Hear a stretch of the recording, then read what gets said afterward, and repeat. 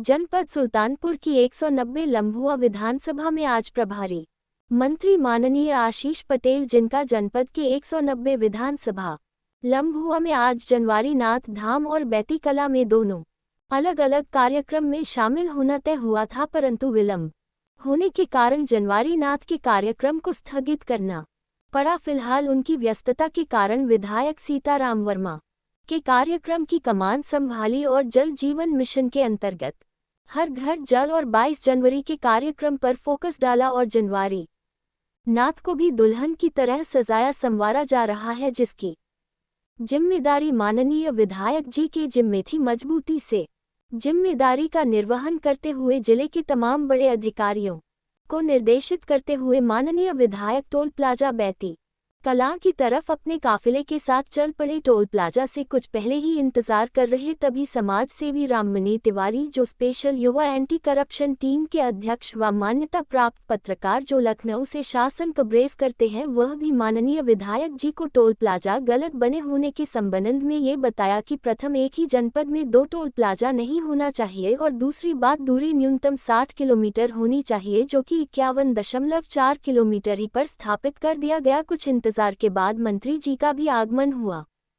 माननीय मंत्री श्री पटेल जी बैती कला टोल प्लाजा के समीप ग्रामीणों ने सुबह से ही आयुष्मान कार्ड और सरकार की विभिन्न योजनाओं की जानकारी एलईडी वैन और लगभग सभी विभागों ने अपना अपना ग्रामीणों के मध्य कार्य करने का प्रयास किया। बैती कला के प्रधान सेक्रेटरी खंड विकास अधिकारी को बहुत कड़े शब्दों में चेतावनी दी और कहा कि सभी कार्यों की प्रगति 15 दिन बाद में स्वयं जानकारी लूंगा, यदि फिर भी कार्य अपूर्ण मिला तो मैं छोड़ने वाला नहीं। वहीं टोल प्लाजा के गलत बने होने का भी मुद्दा भी समझने का प्रयास किया। विलंब से पहुंचने के लिए जनता जनार्दन से माफी मांगते हुए जनता का आभार प्रकट किया और जाते हुए सभी आम जन का अभिवादन भी स्वीकार किया। लाने का काम किया और आयुष्मान कार्ड के माध्यम से 5 लाख रुपए तक की निःशुल्क स्वास्थ्य सेवा देने का काम हमारी सरकार ने किया। अब ये इतने सारे स्टॉल लगे क्यों हैं? जिलाधिकारी बैठी हैं, सीडीओ बैठे हैं, सब लोग बैठे हैं, इसलिए बैठे हैं कि आप में से कुछ लोग छूट गए हैं उन योजनाओं का लाभ पाने के लिए। तो मोदी जी ने कहा, हमारे माननीय प्रधानमंत्री जी ने कहा कि कोई भी पात्र व्यक्ति छूटने ना पाए, इसलिए मोदी जी की गारंटी वाली गाड़ी भी आई है और सारे अधिकारी भी आए हैं कि आप में से कोई भी छूटने ना पाए।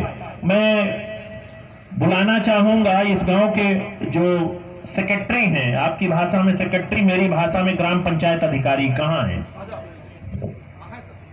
आइए भाई, मंच पे आप आइए। अब तक मिल चुके हैं पात्र कितने हैं आवास के? ये मैं आपसे पॉलिटिकल भाषा सुनने नहीं आया हूं, मैं नंबर पूछ रहा हूं। कितने नंबर हैं? कितने लोग पात्र हैं इस गांव में? क्या नाम है आपका? हाँ, राम केवल जी, कितने लोग पात्र हैं?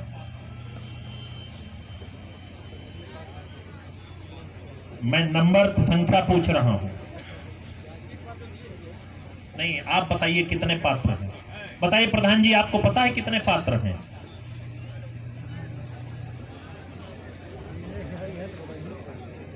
नहीं पता, डब्बा गोल है आपका। इसका मतलब मैडम थोड़ा इनको जो है, नहीं आप बैठे, आप बैठ ले। थोड़ा सा जब जनता के बीच जाया करिए तो लेके जाया करिए।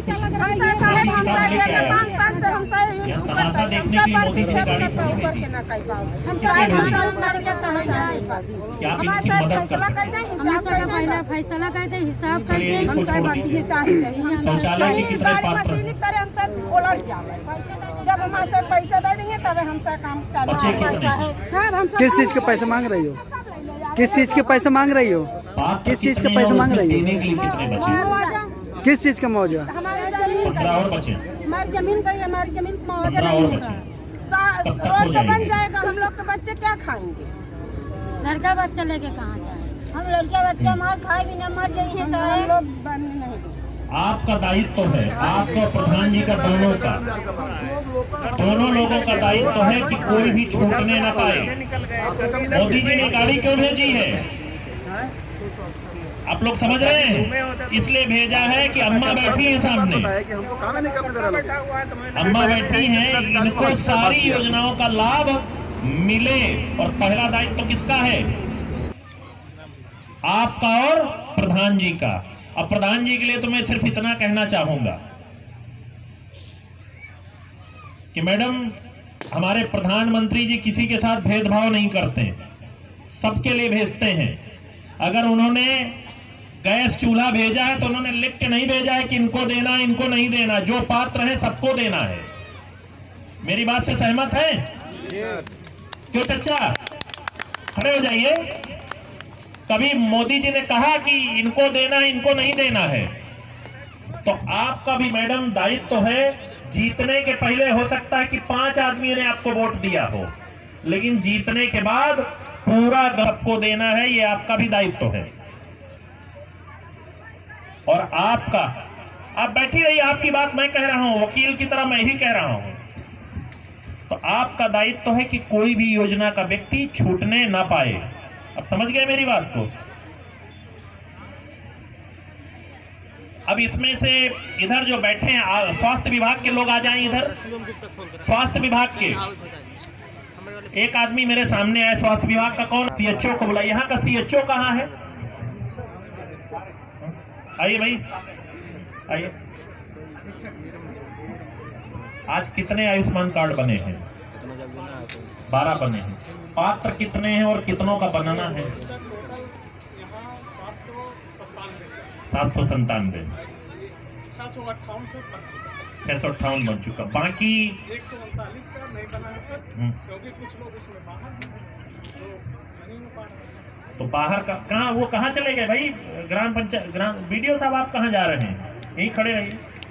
और वो कहाँ है सचिव? आइए भाई। जो लगभग 100 के आसपास नहीं बने हैं वो कैसे ये आपकी मदद करेंगे? मैं बूथ अध्यक्ष भाजपा को क्यों बुला रहा था? कहाँ है बूथ अध्यक्ष भाजपा? सर तबीयत खराब है, लखनऊ में फोन किए थे। तबीयत खराब? हाँ, परिवार में। प्रधान जी, आपको भी मदद करनी है। मंडल महामंत्री जी, आपको भी मदद करनी है। आपके शक्ति केंद्र संयोजक कहाँ है? नहीं आए? ठीक। आप संगठन के जिम्मेदार आदमी हैं। मैं विधायक जी को भी अभी निवेदन कर लूंगा, तो वो बूथ अध्यक्ष को सहेज देंगे सबको। जो छूटे हैं 115 लोग, 139 लोग जो छूटे हैं, उन सबके कार्ड बनवाने में आपको मदद करनी है। इसीलिए मोदी जी ने ये गाड़ी भेजी है। ये केवल भाषण सुनने के लिए नहीं भेजा है। किस लिए भेजा बताइए माता जी? कि सबको कार्ड मिले, सबको आवास मिले, सबको शौचालय मिले, सबको